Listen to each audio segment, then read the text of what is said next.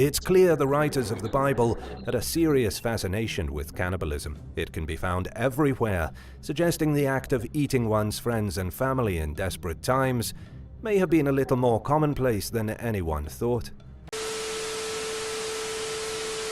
Welcome back to my channel, or welcome to my channel. My name is Utikas if you are new, and without wasting any time, let's get to the video. Biblical cannibalism. There are a lot of references to cannibalism in the Bible, and nobody is really sure why. There is no specific cannibalistic villain, but there are a lot of passages talking about people eating other people. Psalm 27:2 says, "When evildoers eat up my flesh, it is they who stumble and fall." In Micah, there's a passage that says the Israelite leaders don't care for their people, and that they skin them alive, chop them up, and use their meat in the cooking pot. Even Jesus told people that they needed to eat his flesh and drink his blood. And in Leviticus, God warns the Israelites that if they disobey his commands, they'll be forced to eat the flesh of their own sons and daughters. There's a similar passage in Jeremiah when a prophet says Jerusalem will be attacked and those trapped inside will eat their friends, and of course their children too. It's clear the writers of the Bible had a serious fascination with cannibalism. It can be found everywhere, suggesting the act of eating one's friends and family in desperate times may have been a little more commonplace than anyone thought. Number 4. It could have been the case. The cannibalism, I think, was very common back then. But I'm not sure. Like, what do you think? Never knew there were passages like those in the Bible. So, and if you did, tell me in the comments section also. But who knew? Who knew? Yeah, maybe it was commonplace, but don't really know. But even today, there are stories about people eating other people in certain small tribes, secluded tribes all over the world. So I don't know. Maybe it was very common, but there's no way to know for certain. The mysterious hand.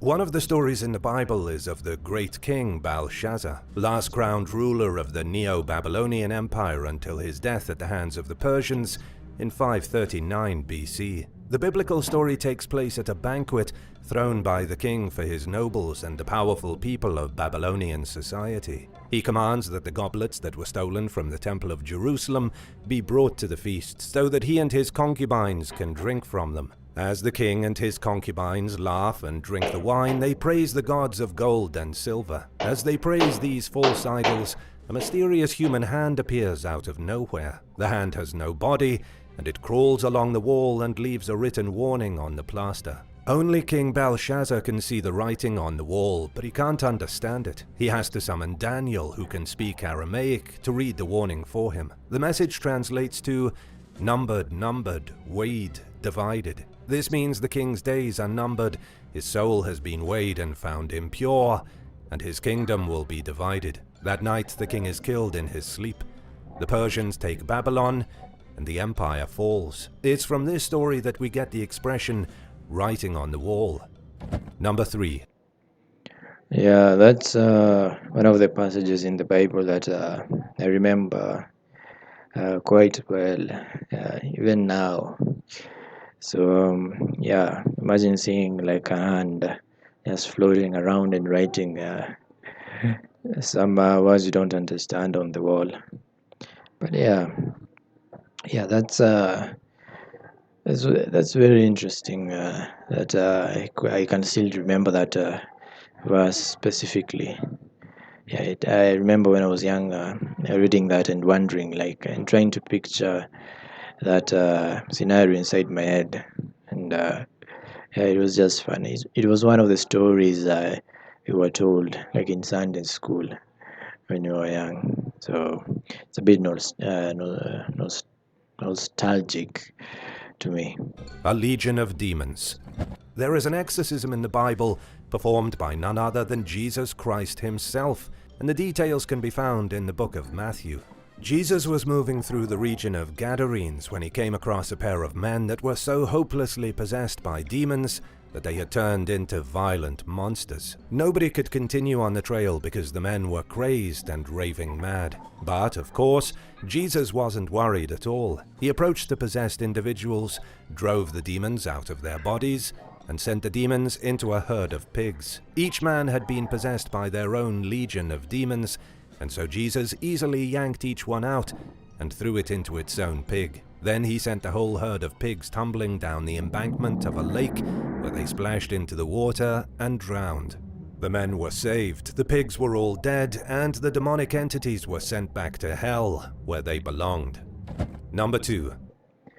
Yeah, I think the word legion comes from Rome. Not sure, but I think it was one of I'd compare them to battalions. I think they were like groups of soldiers, and every legion had its own leader.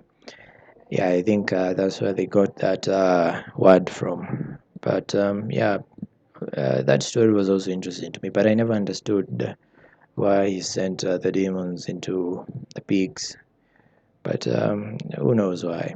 The Amalekites. The Amalekites were a nomadic desert tribe that most likely lived between Egypt and Canaan in what we now call the Negev Desert. This mysterious tribe had different names.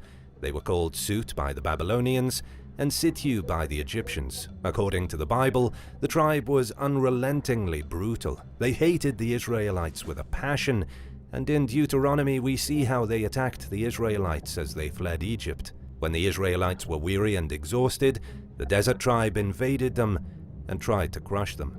The Bible goes on to say that the Amalekite tribe joined forces with the child-sacrificing, blood-drinking Canaanites to try and defeat the Israelites once and for all. They were constantly attacking Israel, disrupting their food supply and destroying their land. And so, yet again, God orders a genocide. He tells King Saul to attack the Amalekites and utterly destroy them for their trespasses. God specifically says to kill the men, women, children, and even the infants. He says every last cow, sheep, camel, and donkey needs to be obliterated. However, King Saul failed to obey God's commands. He slayed a lot of people, but he allowed the Amalekites' king, Agag, to live. The Amalekites continued to bother the Israelites up until they were destroyed alongside the Persians and the fabled King Xerxes, as told in the book of Esther. Number 1.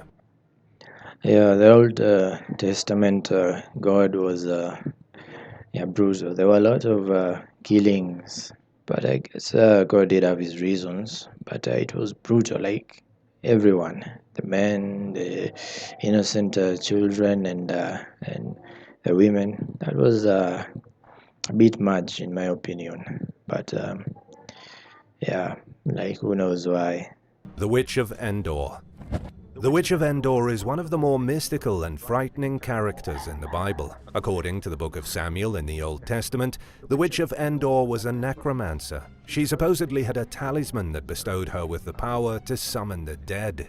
When Saul, the first ruler of the United Kingdom of Israel, needed help defeating the Philistines in battle, he sought the help of this sorceress. Even though necromancy was considered a crime in ancient Israel, Saul was desperate for any advice he could get for destroying his enemies. He first tried to consult God, but he didn't receive an answer, and so, pressed for options, he summoned the witch. Saul was hoping to summon the spirit of the prophet Samuel. Saul believed that if he could only speak with the prophet's spirit, he could be given a prophecy of the future, and therefore know how to win his great battle. But unfortunately, this did not go well for Saul.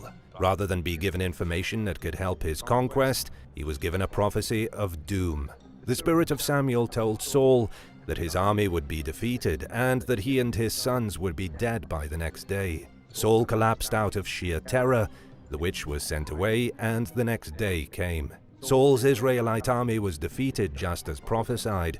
Saul was wounded and he ended up falling on his own sword. It was a last desperate move to escape the shame of what he had done by seeking the help of a known necromancer.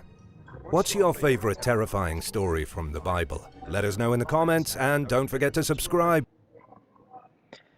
Yeah, That story was also very popular when I was young. I think in a church and all of that. I think I doubt there is anyone who doesn't know that story. But yeah, I remember reading it when I was younger, even in my high school when I had to read those verses for like CRE and stuff. But yeah, what do you think of those five terrifying instances in relation to the Bible? Yeah, it was a short, fun video, and yeah, tell me if you want to see more of these stories. And yeah, I do have more videos planned. Nowadays, I like upload once every other day because it takes a lot of time to find these videos, download them, react to them, edit them, and then upload them again. So yeah, but and thank you to all my new subscribers. We are growing every day, and yeah, see you amazing people in the next video.